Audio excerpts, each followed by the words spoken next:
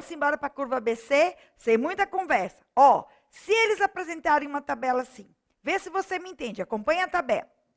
Aqui não tem nada a ver, grau, não tem nada a ver, tá bom? Material, aqui ele está dando um nome de material. Aqui tem a ver, você vai ver por quê, tá? Aqui é o valor do consumo. O valor do consumo da ordem é decrescente, ou seja, do maior para o menor. Aqui é o item que tem o item C, que tem o maior valor de consumo, 270 mil. E mais, aqui essa outra coluna é o valor do consumo acumulado. Gente, presta atenção, é fácil. Quem não tem muita habilidade com números, não tem dificuldade, não vai ter que fazer conta nenhuma. É só para entender a tabela, tá bom? Vamos lá, bastante prestando atenção. De novo, aqui é o valor de cada item que está aqui, ó. O item C vale 270 mil, o item B vale 122 mil, o item E vale 70 mil. Estão vendo? Então, cada item por ordem decrescente, ou seja, do maior valor para o menor valor. Ah, Beth, ele já vai me dar a tabela assim? Já vai te dar assim. Você não vai ter que botar na ordem, ele vai te dar na ordem decrescente, tá? Aqui é a outra coluna, é o valor do consumo acumulado, ou seja, ele pegou o primeiro item aqui, só tem o primeiro item, é 270. Daí, como o valor do consumo é acumulado, ele somou 270 mais 122, aí deu 392,400. Aí ele somou 392 mais 70, 462. E assim por diante, tá certo? Até que ele somou um total de 586 mil reais, vamos dizer, se for isso aqui em real, tá? Então, o total que você tem no teu estoque hoje é 586 mil reais, ok? Aí, essa coluna aqui, a última, gente, é o percentual sobre o valor do consumo total. E é aqui que vocês vão se concentrar na obtenção da resposta. Porque o que eles vão te perguntar? Quais são os itens classificados como A? Né? A pergunta da prova da CESP. Aponte a alternativa que traz os itens classificados como A. Tá certo? Aí vão botar lá A, B, C, D, E. Ou então vão dizer... O item tal, tal, tal, que está aqui, ó, o item tal, tal, tal, é classificado como A, certo? Aí você vem para cá, vamos continuar analisando aqui a última coluna. Você está vendo que 270 mil, que é o item C, corresponde, isso ele já te deu, tá, gente? Isso já vem pronto. Corresponde a 46%, né, do total do teu estoque. Por quê? Porque 586 mil é 100%, ok? E 270 mil é 46%. Aí vamos para outra. 392.400 já é a soma do 270 com 122. E aí eu digo que este produto com este produto corresponde a 67% do total do nosso estoque, certo? Esses dois produtos e mais esse produto corresponde a 79% do nosso estoque. E assim por diante, né? A soma dos produtos vão estar em 83, em 88, em 92, 92, até chegar a 100, tá bom? E aí entendemos isso, entendemos a análise disso. Aí você diz assim, Beth, então o que eu tenho que prestar atenção, eu tô te ensinando a ler a tabela, mas o que você tem que prestar atenção é na última coluna, que é o percentual do consumo acumulado. Por que o percentual do consumo acumulado? Porque os itens classificados como A gente acabou de dizer agora, eles têm em média, ou eles correspondem em média, a 80% do consumo. Então, quando você olhar a tabela, você já vai encontrar de cara qual é o item que corresponde, ou até onde vai o item que corresponde a 80% do consumo. Então, eu vou para cá, olha para a tabela. Esse sozinho é 46, esse com esse, 67, com mais esse, 79. Gente, qual é o que se aproxima mais de 80% do consumo? Até aqui. Então, até aqui eu tenho os itens A. Então, o que você vai encontrar como resposta de A? Aqui, o item C, B e E são itens A, tá certo? Aí, veja, entendeu como é? Aí você diz assim, ô Beth, e o D? Olha para o D na tabela. O D, ou até o D, eu vou ter 83% do consumo. Você entende? Até aqui é 79, até aqui é 83. Gente, 83% do consumo já passa muito de 80. 79 está próximo de 80. Mas 83 já passa muito. Tá certo? Aí você vai dizer assim, tá, mas a hora como é que eu vou avaliar? Vem para a coluna do valor do consumo. Por exemplo, eu já estou dizendo que passa muito, tá certo? 79 é mais perto de 80 do que 83. 83 são 3 a mais, 79 é 1 a mais, certo? Mas aí se você vai para o valor do consumo individual, você está vendo aqui, ó, esse produto vale 270 mil. Esse produto vale 122, esse vale 70. Veja a diferença, esse aqui, 27, 25, 22... Vocês estão vendo que estão na mesma proporção? Eu diria que esses aqui provavelmente são produtos B. Eu diria até mais, até aqui. Até 10 são produtos B. E esses dois aqui, eu poderia classificar como C. Aí você vai dizer assim, Beth, esse negócio é subjetivo assim? Você está separando conforme você acha? Não, vem para o lado de cá. Se eu estou dizendo que até aqui eu tenho A, deixa eu só apagar aqui para você não confundir. Peraí. Esse aqui, ó, estou apagando aqui, tá? Vou pegar a canetinha de novo. Ó. Se eu estou dizendo que até aqui eu tenho A, certo? E eu estou dizendo, como eu estou colocando aqui, ó, que 5 a 10% são C, aí eu vou para o C logo, tá certo? Porque o que sobrar é B. Ó, se você olhar aqui, 98 para 100 dá 2%. 97 para 100, na realidade é de 95 para 100, né? Porque é de 95 até 100, são 5%. Então, eu não disse para você que o C é de 5 a 10%? E se você olhar aqui, ó, é exatamente isso que eu tenho. Ó, vê que esses aqui estão na mesma ordem de grandeza. 27, 25, 24, 22. E esses aqui já estão mais parecidos. Né? Então, até pelos valores de consumo, você tem como pegar. Então, o C, eu classifico os itens A, J e I. O B, eu classifico os itens, cadê aqui? Né? Eu D, G, F e H. E o A, eu classifico o C, B, E, tá bom? Aí você diz assim, Beth, na minha prova, só tinha, por exemplo, para os itens C, a alternativa IJH. Não tinha outra. Pronto, aí você vai marcar. Mas se tiver IJA, aí você vai dizer assim, Beth, pode ter uma alternativa para C, item C, no qual tenha IJA e H e tenha IJA. Aí você vai dizer, aí eu fico muito assim, ó, de colocar esse ou não, não é isso? Porque pode ser essa resposta correta ou essa resposta correta. É verdade. Qualquer uma das duas respostas estariam corretas? Estariam. Né? Qual a melhor? Seria a que eu fiz primeiro, 100, 98, 97, porque bate 5%. Mas veja, gente, esse tipo de dubiedade não vai ter na tua prova. Então, eu estou dizendo assim, ó, eu troco de nome. Eu ainda digo assim, tá certo? Porque eu nunca vi, olha, eu tenho quase 12 anos nessa área de concurso. Tenho 10 anos firme e forte na área de concurso. Tá certo? E eu posso dizer a vocês que eu estudo questões, né, tudo. Todas as provas sempre mandam para mim, eu pego insights de questões para trazer atualizado para vocês. Nunca caiu. O que caiu é isso. Eles colocam, até porque tem autor que aproxima, tem autor que, né, é preciso.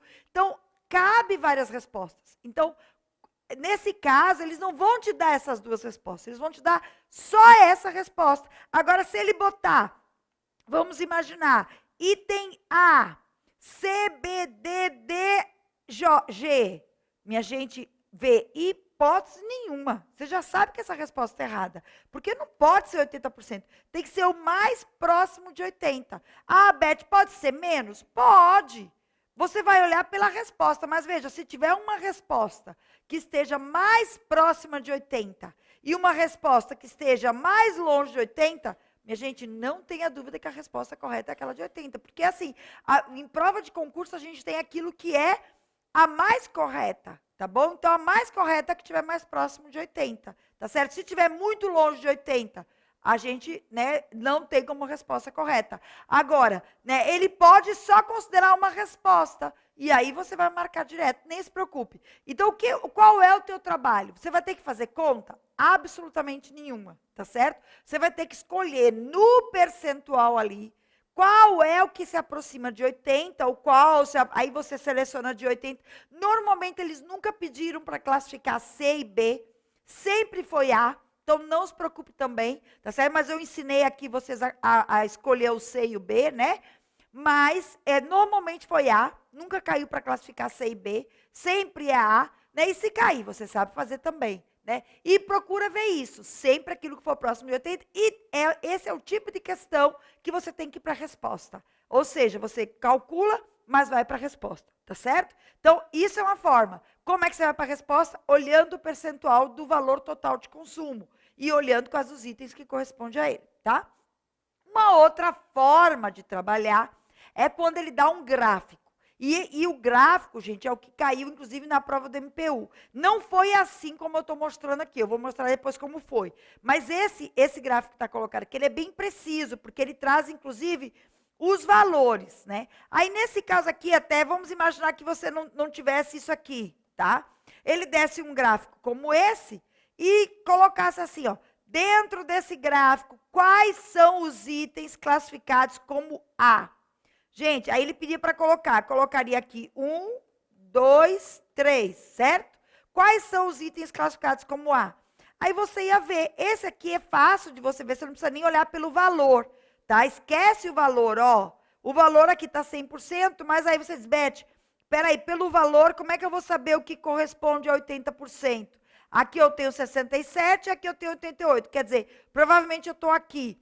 Aí não tem marca nenhuma dizendo. Aí você vai dizer assim, peraí, eu tenho que ir para o gráfico aqui embaixo. Aqui embaixo ele demarcou 20%, 30% e 50%.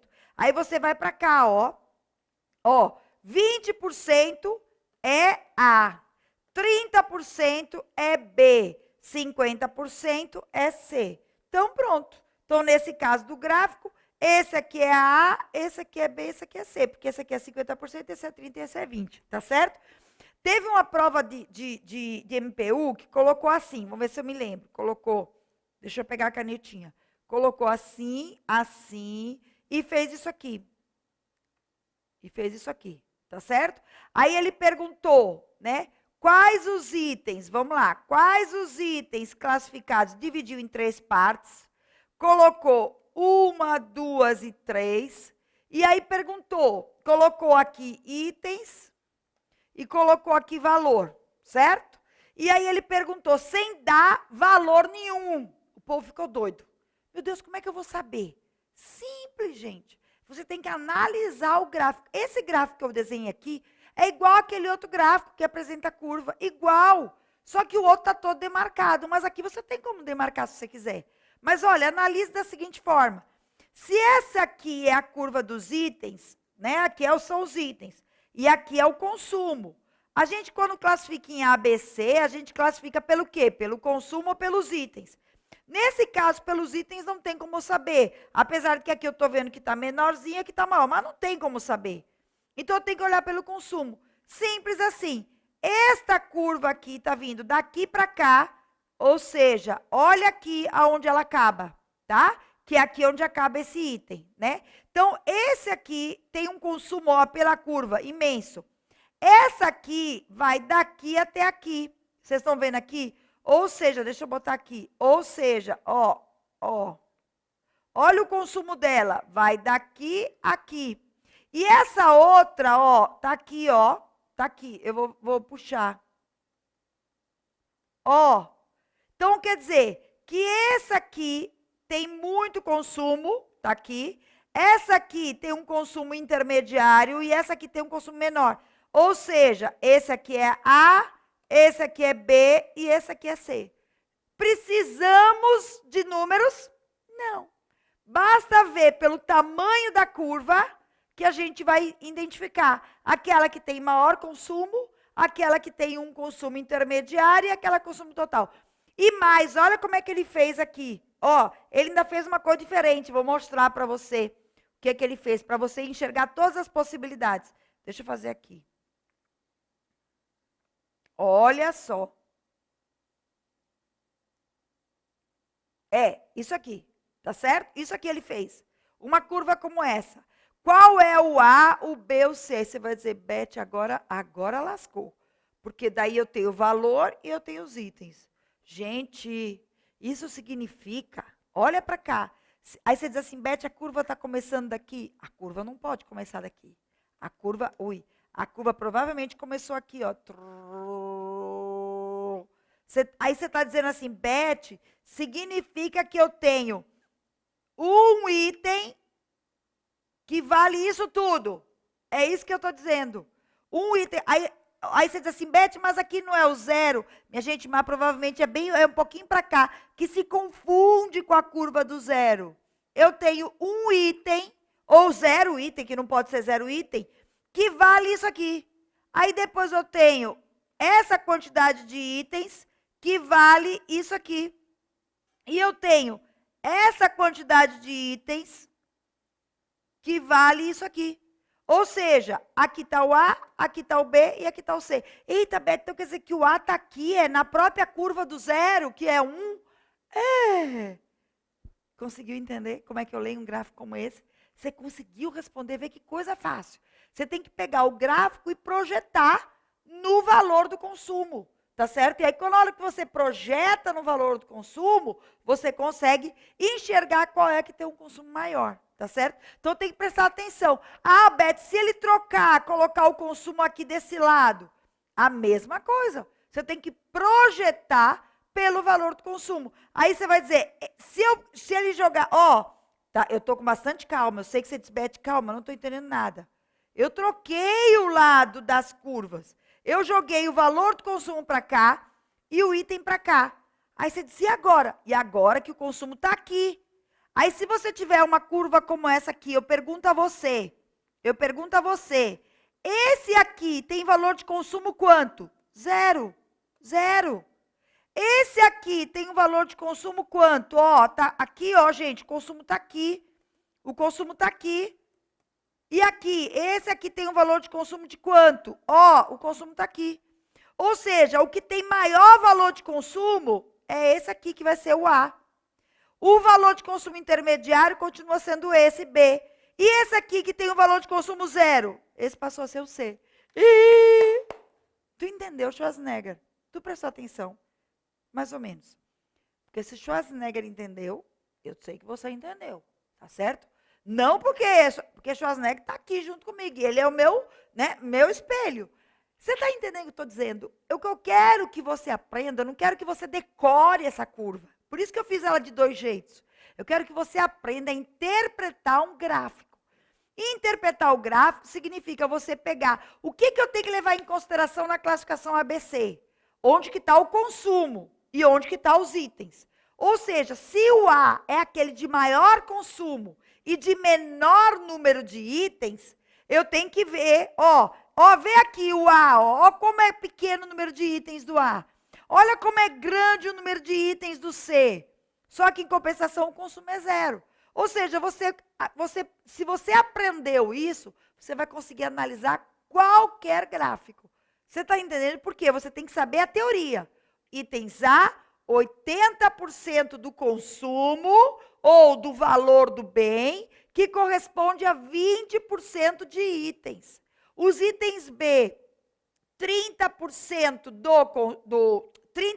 do número de itens, que corresponde a 15% a 20% do consumo. E os itens C corresponde a 50% de itens, e isso é mais ou menos que tem um consumo de 5% a 10%. Então, se você souber essa teoria, você analisa qualquer gráfico. Se você souber essa teoria, você analisa qualquer tabela, olhando o quê? O valor do consumo. O valor do consumo acumulado, que vai te dar 80, que vai te dar 5 a 10 ou de 15 a 20. Demorei mais, porque a ideia é que você entendesse. Você entendeu? Beth, é só isso, essa curva ABC? Exatamente só isso, tá bom? Se não entendeu, me pergunta lá no plantão de dúvidas, para que a gente daí seja mais claro, tá bom? Fechamos curva ABC. Outra classificação em razão da importância operacional, que a gente vai chamar também de criticidade do produto. Gente, o que é a criticidade do produto? E não confunda com produtos críticos. Nós vamos falar o que são produtos críticos. A gente vai classificar em razão da importância operacional ou criticidade, que é diferente de produtos críticos em prova de concurso. Vamos falar agora de criticidade. Existem itens, existem produtos que eles têm um valor pequeno, por exemplo, que eles não têm um valor de compra, de consumo muito grande, tá certo? Mas que são extremamente importantes dentro da cadeia operacional ou dentro da minha atividade operacional. Né? Eu sempre dou um exemplo do soro. Eu acho que todo mundo enxerga isso. Minha gente, o soro é uma coisa barata. Vai comprar um soro numa farmácia. Nem sei quanto está hoje, mas é barato. 3, 4, 5 reais, sei lá. Mas o soro é de extrema importância num hospital. O povo está chegando com chikungunya, com zika, com não sei o quê, soro. O povo chega com dor de cabeça, soro. Vai fazer uma cirurgia, soro. E mais, nada substitui o soro. Por exemplo, você não pode, em lugar de soro, botar água. Se botar, morre. Tá certo? Então, o soro, ele, de acordo com a análise qualitativa e não quantitativa, em razão da importância operacional, a gente vai ver qual é a falta, o quanto que a falta daquele produto vai impactar no meu processo produtivo. E aí eu vou dizer, por exemplo, pela classificação ABC, aquele soro não tem importância nenhuma, porque ele financeiramente, ele é pouco. E aí eu vou comprar uma quantidade muito grande dele, não é verdade? Porque não é 50% de itens, ou seja, eu compro bastante soro. E aí bastante soro dá um valor pequeno. E aí a gente diz que os itens C, a gente nem precisa controlar muito. Controla, mas não muito. Porque a gente tem que preocupar com o item A. E aí corre o risco da gente não controlar muito. E se faltar, para o hospital. E aí você imagina, né? Doentes morrem, etc, etc. E aí a gente tem uma outra classificação, que é de acordo com a importância operacional, né? Com o impacto que a falta de produto traz, né, no processo produtivo, independente do custo e da quantidade. Né? E aí, ainda mais, essa importância operacional pode ser, inclusive, em razão da dificuldade de você conseguir o material. Tipo, soro, é fácil de você conseguir? Você tem um fornecedor fácil? Né? Ou não tem? Então, é outro critério também que a gente leva em consideração quando a gente tem a criticidade. Né? A dificuldade de você comprar e de você obter o material. Por exemplo, eu tenho um único fornecedor daquele material. Eu estou nas mãos daquele fornecedor. Tá certo? Então, é um produto de grande criticidade, que talvez eu tenha que comprar uma quantidade maior, porque corre o risco do fornecedor não me entregar, porque ele é único. Tá certo? Então, a gente tem que levar em consideração. E aí, a gente vai classificar esses itens em X, Y e Z. Claro que o item X é aquele menos crítico. A gente diria que o X é o nosso C, certo? Que tem baixa criticidade, né? Porque a sua falta não compromete a produção. E é também de fácil aquisição, tá bom? O item Y é aquele intermediário, é como se fosse o B, tá certo? Que tem uma criticidade intermediária, mas que a gente pode substituir por outro material, tá? O Z, gente, é aquele de grande criticidade, cuja falta pode promover uma quebra, como a gente chama, uma ruptura no processo produtivo, podendo paralisar a produção ou colocar em risco todo o processo, tá certo? Então, é difícil conseguir um similar, difícil conseguir outro fornecedor, ou então, porque ele é tão importante no nosso processo produtivo, apesar dele ter um valor barato, que a gente tem que prestar atenção e classificá-lo, né, de forma diferente, tá certo? Então, entendemos isso, nós temos uma classificação em razão da importância econômica, e temos uma classificação em razão da importância operacional. Tá certo? Que aí a gente vai chamar de criticidade. Um outro critério é em razão de materiais críticos, gente. E aí, quando a gente fala em material crítico, a gente está dizendo que são materiais que são, digamos assim, são críticos no manuseio, no transporte, na movimentação desses materiais. Né? Por exemplo, eu vou só dar um exemplo, tem mais outros casos, mas vou dar um exemplo. Quando a gente vai viajar, você leva um computador na mala, aí você diz, olha, tu pode colocar frágil? Pronto.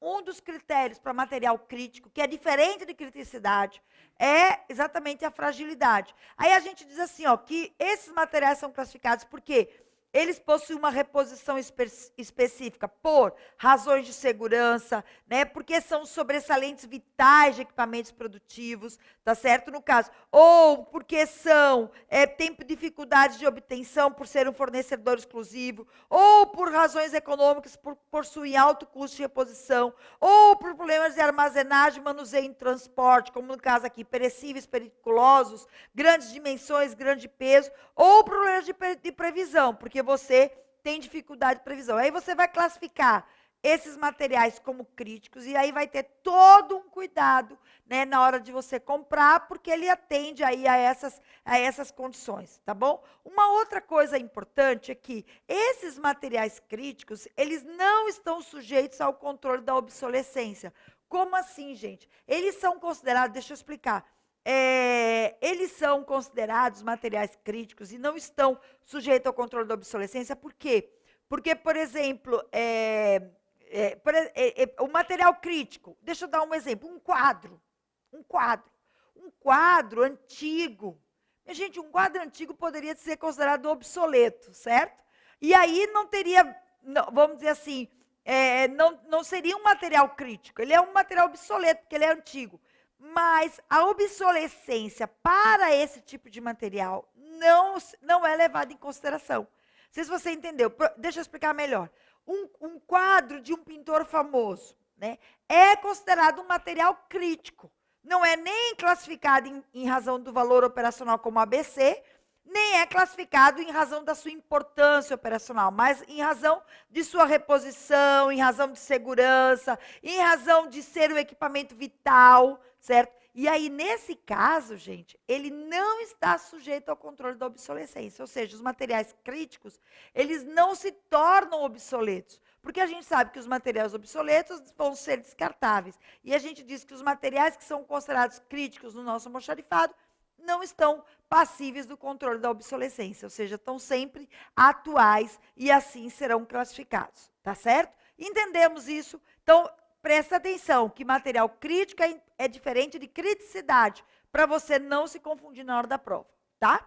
Outra forma de classificar são os materiais perecíveis ou periculosos. E a gente diz que a perecibilidade está, né, exatamente em materiais sujeitos a deterioração ou decomposição. E a periculosidade, né, são aqueles que oferecem riscos ao manuseio, transporte e armazenagem. Aí você diz assim, Beth, estes materiais são considerados críticos? Sim, também. Né? Então, eles também são considerados críticos, mas a gente também pode classificar em razão da periculosidade. Ou seja, são materiais perigosos, né? E aí são materiais críticos, eles têm condições de manuseio, de transporte, de movimentação diferenciados. Então, além dele ser periculoso, ele também vai ser classificado como material crítico, tá certo? Pessoal, essas são as classificações, assim, com maior acuracidade. Mas a gente também tem outras classificações para o nosso estoque, como a gente diz, não de demanda, né, ou de demanda, ou classificar como material A, ou como material X. Mas a gente também vai ter outros nomes próprios para classificação de estoque, que a gente tem que saber para a gente poder trabalhar a gestão de estoque. Então, na realidade, nós estamos iniciando, classificando os nossos materiais, para a gente saber como é que a gente vai gerenciar o estoque, né, do ponto de vista da dimensão, da demanda, do controle, da avaliação, a partir dessa classificação. E aí existem alguns nomes específicos. Por exemplo, quando você encontrar na prova estoque ativo ou normal. Gente, estoque ativo ou normal é aquele estoque que está em uso. E aí a gente diz, né, que ele, na verdade, sofre flutuações quanto à quantidade, volume, peso e custo, em consequência de entradas e saídas, tá certo? A gente diz que todo material ativo ou normal é porque está em uso, tá certo? Diferente de estoque morto ou inativo. O estoque morto ou inativo não sofre flutuações, é estático, tá certo? Está lá, morto, parado, é morto, não sofre flutuação.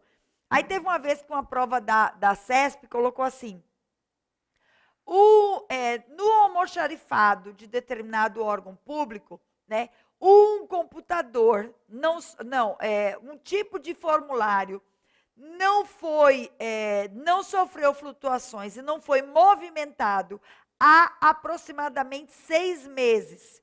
Nesse caso, nós temos um exemplo de estoque morto.